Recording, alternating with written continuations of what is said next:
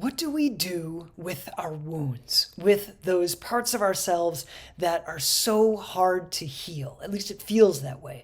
Let me share with you a little bit of a story, and then I'm going to give you 3 steps on what you can do to navigate this for yourself. So many years ago, as I've said a lot in this content, I really was unsatisfied with the life that I had. The relationships were good, but they weren't great. My romantic relationships, which have now completed because I'm a celibate monk, were really great in the beginning and then crashed inevitably after a few months, the longest like a year.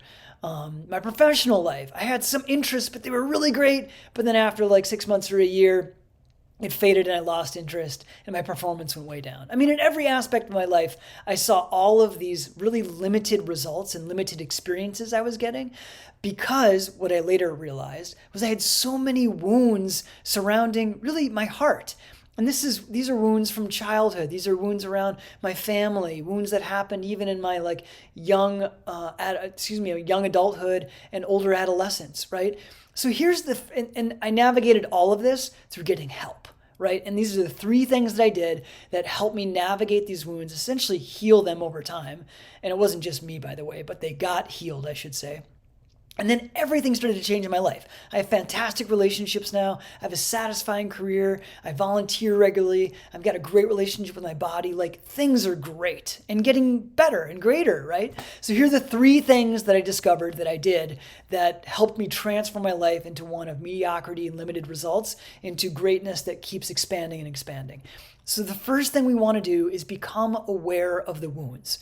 We want to realize that it's not just the world being terrible to us or like some people being terrible to us, which might be the case objectively, but that we have dominion over the results that we get in our life. Meaning, and the distinction is that wounds that have happened to us, that have influenced us in a certain way, distinguishing that they are in fact wounds and that these things happen to us. For example, I remember in, what grade was I in? Like 7th grade, had this best friend, Matt Hansen. We were bros. I still remember his number, 4941532. Isn't that crazy? I mean, we were best friends for like a couple of years, I think in elementary school up until this moment, middle school. And we hung out all the time. We had sleepovers. I mean, we were besties in that childhood friends kind of way. And then one day he formed a band, a heavy metal band. They were terrible. By the way, objectively, I'm just not saying that it's personal because it's personal.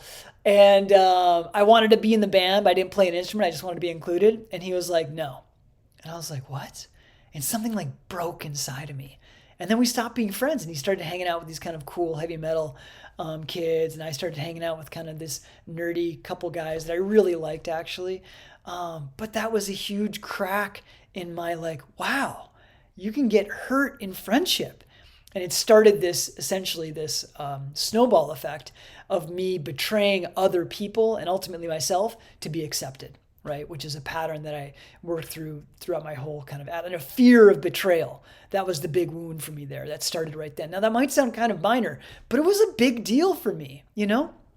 I wouldn't call it a trauma per se, but it was a huge betrayal that had me influence my life. So I say all that because then when I started doing this transformational work, I wasn't even aware that I was protecting myself in certain relationships because I was so afraid of being betrayed.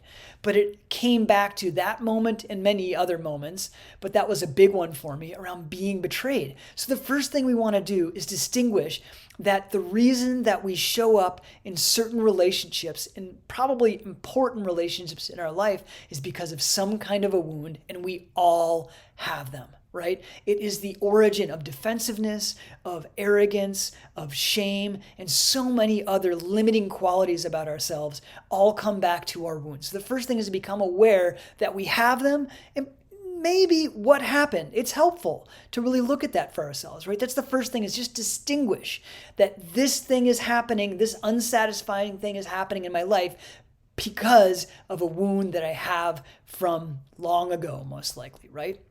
Number 2, this is where it starts to get kind of juicy. Let yourself be loved. This is so powerful. In order for ourselves to let ourselves be loved, we actually have to be vulnerable.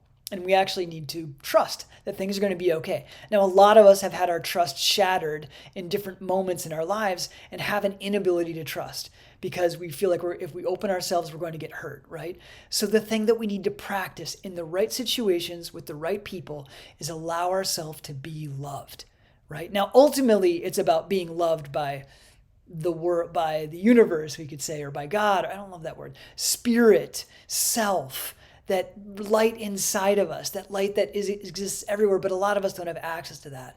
So if we can start by just letting ourselves be loved by the people that matters most and open ourselves to that love, knowing that we're going to feel let down sometimes because no one knows how we're to be loved except for ourselves. So that's why it's important to love ourselves ultimately. But we can start with other people around us and to let ourselves be loved.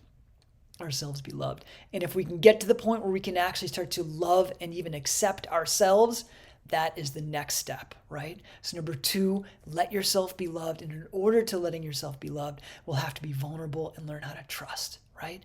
And number 3, love. Meaning let ourselves love others, right? Because those wounds both cover our ability to be loved and they limit our ability to love.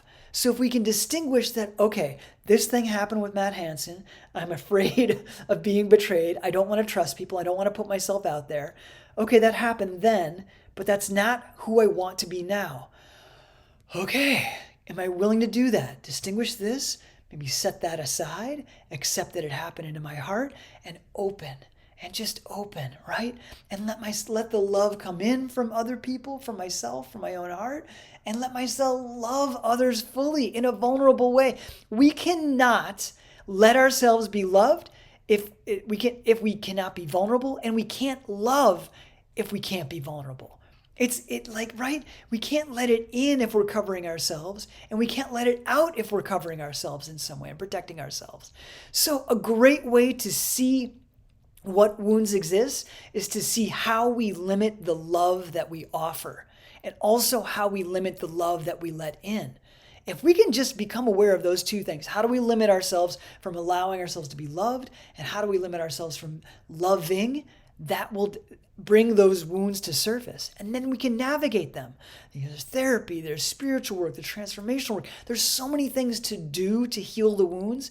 And what it comes down to, accepting them into our heart, feeling it, and releasing. So here's the exercise for you. Here's a practice. Love someone that you love dearly more, and see how much more vulnerable you can get in your love of them. And secondly, let yourself be loved more, and let more of yourself be loved more. And if you notice a limiting aspect of that, see if you can distinguish what wound might be there and let it dissolve, and the love that comes in and the love that goes out. All my best to you. Oh, and I'm in Belgium. All my love from Belgium to you.